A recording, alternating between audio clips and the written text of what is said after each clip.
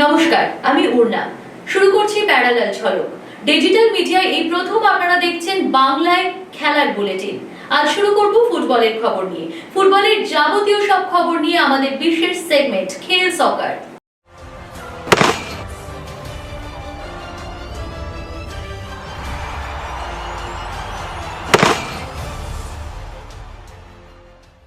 NOC পেয়ে গেলেন Anwar Ali.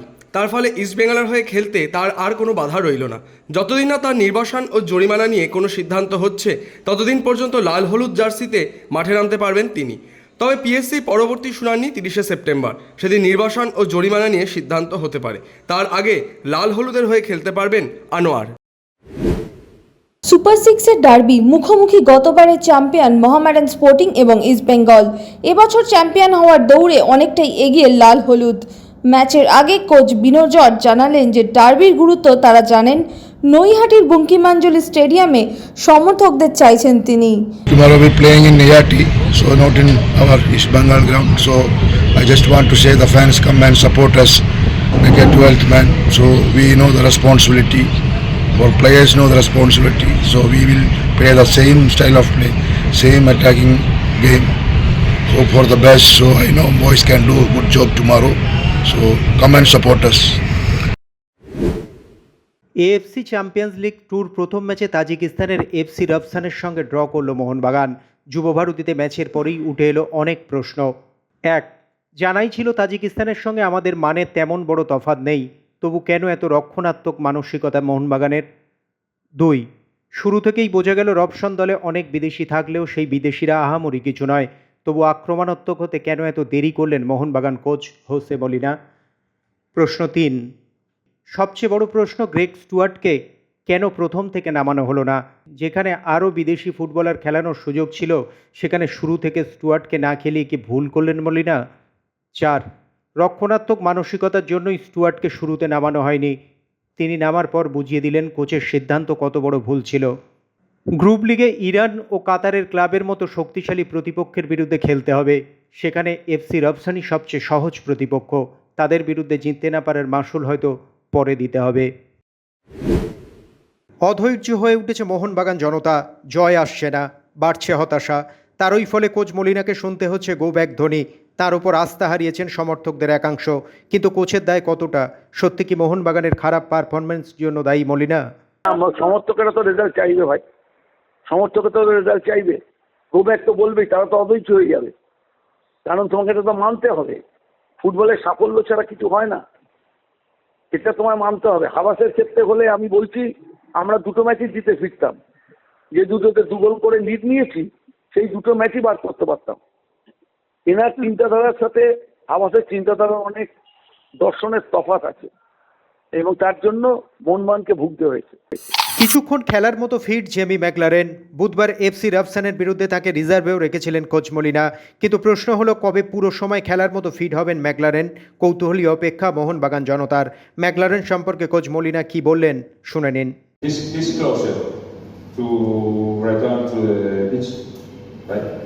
But I think, and I would like he will be available as soon as possible to play, right? Because it's one more option for us to help the team, right? But I think we can put him under pressure.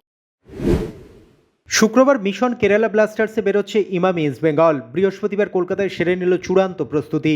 লাল হলুদ শিবিরকে স্বস্তি দিয়ে অনুশীলনে ফিরলেন Dimitrios দিয়ামান্টাকোস। অসুস্থতার জন্য তিনি অনুশীলনের বাইরে ছিলেন, তবে পুরনো দলের বিরুদ্ধে পুরো সুস্থ হয়েই নামতে চলেছেন দিমিত্রিয়াস। পাশাপাশি প্রভাত লাকড়াও ছুটিয়ে অনুশীলন করলেন। কাঠ সমস্যায় নুঙ্গাকে পাওয়া যাবে না, সেই জায়গায় সম্ভবত খেলবেন লাকড়া। প্রথম ম্যাচে বেঙ্গালুরুর কাছে হারলেও কেরালার ঘরে গিয়ে 3 পয়েন্ট তুলে আনতে মরিয়া কোয়াদ্রাতের বাহিনী। মোহামেডানে আসছেন হাই প্রোফাইল ডিফেন্ডার। ফ্রান্সের ফ্লোরেন্ট ওজিয়ারকে সই করাচ্ছে সাদা কালো। ফ্লোরেন্ট খেলেছেন ফ্রান্সের সর্বোচ্চ পর্যায়ে লিগ 1-এ। ফরাসি ক্লাব ক্লেমেন্ট যখন লিগ 2-তে ছিল, তখন থেকেই এই ক্লাবে খেলছেন ফ্লোরেন্ট। 2021 সালে লিগ 1-এ উঠে আসে ক্লেমেন্ট। তারপর থেকে গত 3 বছর ক্লেমেন্টের হয়ে লিগ 1-এ ফ্রান্সের সেরা দলগুলোর বিরুদ্ধে খেলেছেন। এমবাপের পিএইচজির বিরুদ্ধে রিজার্ভে থাকলেও মাঠে নামার সুযোগ হয়নি। তবে ফ্রান্সের সেরা লিগেও নজর টেনেছিল ফ্লোরেন্ট ওজিয়ার।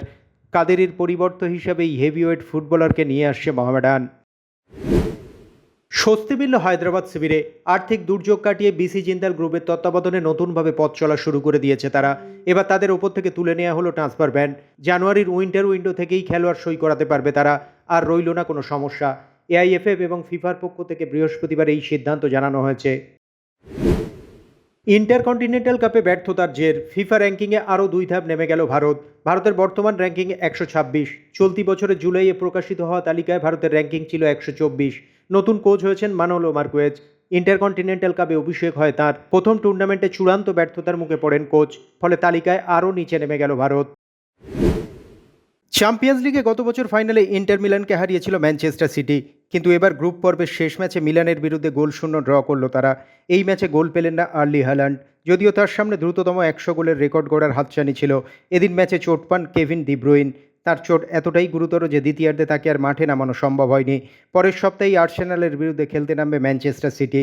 তার আগে ব্রুইনের চোট যে চিন্তায় রাখল সিটি কোচ গুয়ার্দিওয়ালার, তার বলার অপেক্ষা রাখে না। এবার ক্রিকেট 22 গজের সব খবর নিয়ে এবারে আমাদের বিশেষ সেগমেন্ট লে ছক্কা।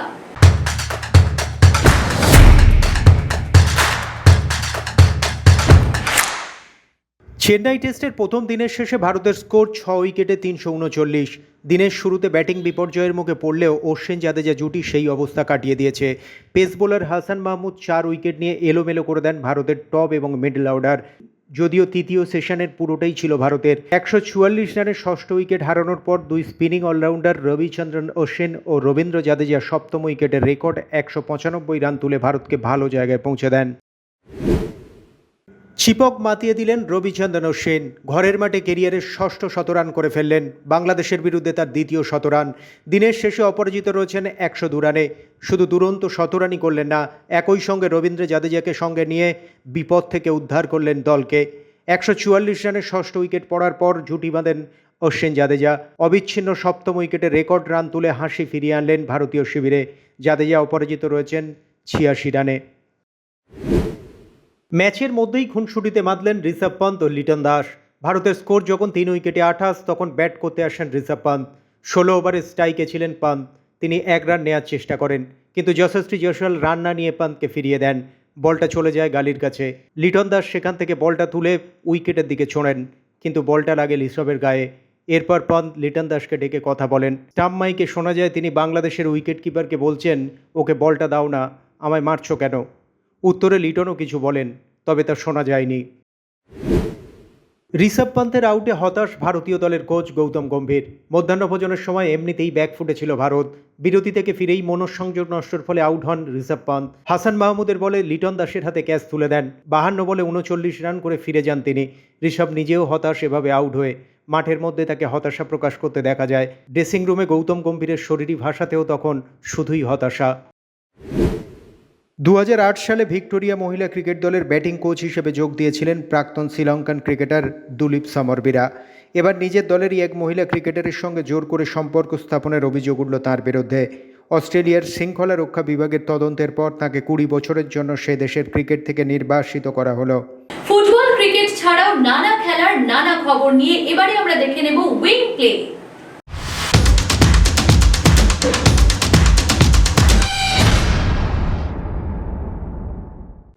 ভারতীয় হকির নতুন তারকা যুবরাজ সিং। এশিয়ান চ্যাম্পিয়ন্স ট্রফির ফাইনালে ভারতের জয়ের অন্যতম নায়ক। 27 বছর বয়সী এই সেন্টার ব্যাক ফাইনালে 51 মিনিটে তার করা একমাত্র গোলে চীনকে হারিয়ে চ্যাম্পিয়ন হয়েছে ভারত। ছোটবেলা থেকে দারিদ্র্যের সঙ্গেই লড়াই করা যুবরাজ পরিবারের আর্থিক সচ্ছলতার জন্য একটা সময় জলের বোতলও বিক্রি করেছেন। 30 বছর ধরে কুলির কাজ করা তার বাবা সুখজিৎ সিং আজ ছেলের গর্বে গর্বিত। সংবাদ মাধ্যমকে জানালেন, কঠিন পরিশ্রম ছাড়া কিছুই বুঝতাম না, কিন্তু ছেলে আমাকে ও পরিবারকে গর্বিত করেছে। পরিবারের আর্থিক সাহায্যের জন্য ভারত পাক সীমান্তে জাতীয় পতাকা ও জলের বোতল বিক্রি করত, কিন্তু আজও কোথায় পৌঁছে গেছে দেখলে গর্ব হয়। কিন্তু সামান্য ফেরিওয়ালা থেকে ভারতীয় হকি দলের সুযোগ, এই দীর্ঘ পথ মোটেও সহজ ছিল না, যদি না কোচ নবজিৎ সিংয়ের নজরে পড়তেন তিনি। যুবরাজ সম্পর্কে তার কোচ জানাচ্ছেন, অন্যদের থেকে যুবরাজ অনেক এগিয়ে। সকাল সন্ধ্যেও অনুশীলন করত, আর মাঝের সময়টা ওর পরিবারকে সাহায্য করত। 19 বছরের ভারতীয় ভারোত্তোলক ভাল্লুরি অজয়বাবুর নজির। কমনওয়েলথ চ্যাম্পিয়নশিপে 81 কেজির জুনিয়র এবং সিনিয়র বিভাগে সোনা জিতেছেন তিনি। মোট 326 কেজি ওজন তুলেছেন। পোল্যান্ডের ক্রাকো বিমানবন্দরে আটক অলিম্পিক্সের সোনাজয়ী ইউক্রেনের বক্সার ওলেক্সান্দ্র ইউসিক। 2012 লন্ডন অলিম্পিক্সের সোনা জিতেছিলেন তিনি। এমনকি বিশ্ব চ্যাম্পিয়নশিপেও সোনা রয়েছে তাঁর ঝুলিতে। বিমানবন্দরে পুলিশের সঙ্গে ভুল বোঝাবুঝির কারণেই তাকে আটক করা হয়েছিল বলে জানিয়েছেন পোল্যান্ডের প্রেসিডেন্ট ভ্লাদিমির জেলেনস্কি। পরে তাকে সসম্মানে ছেড়েও দেওয়া হয়। সারাদিন নানা রকম মন্তব্য, আর সেই সব মন্তব্যের বিশেষ কোলাজ নিয়ে আমরা এবারে দেখে নেব থ্রো ইন।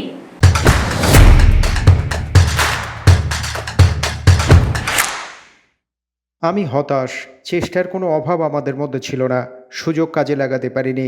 এই ম্যাচ থেকে শিক্ষা নিয়ে পরের ম্যাচের জন্য তৈরি হতে হবে। এই ম্যাচে কোথায় ভুল হয়েছে জানি না, আমাদের আবার ম্যাচটা দেখতে হবে এবং শিখতে হবে। পুরনো চেন্নাই পিচের মতোই বলের লাইনে পৌঁছতে পারলে শট খেলা সম্ভব। পার্থক্য বলতে বাউন্স আর ক্যারি একটু বেশি হয়েছে। বোলার হিসেবে সেসব ভাবছি না, এখনও অনেক বাকি।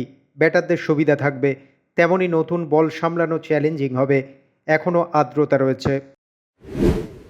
রাহুল কেমন ক্রিকেটার সেটা সবাই জানে। আমরা রাহুলকে সব ম্যাচে খেলাতে চাই, সেটা ওকে বলা হয়েছে। আমরা চাই ওর মধ্যে থেকে সেরাটা বার করে আনতে। আমার মতে ক্রিকেটার হিসেবে গৌতম খুবই অভিজ্ঞ। ও প্রচুর ম্যাচ খেলেছে। কোচিংয়ের অভিজ্ঞতা কম হলেও সেটা সমস্যা হবে না। ও যে কোনো মুহূর্তে নিজের অভিজ্ঞতা আর জ্ঞানকে ব্যবহার করতে জানে। আমি নিশ্চিত গৌতম দলকে যেভাবে ব্যবহার করবে তাতে ভারতের আরও উন্নতিই হবে। প্যারালাল ঝলক আজ এ পর্যন্তই। আপনারা প্রতিদিন রাত 10টায় দেখতে থাকুন প্যারালাল ঝলক।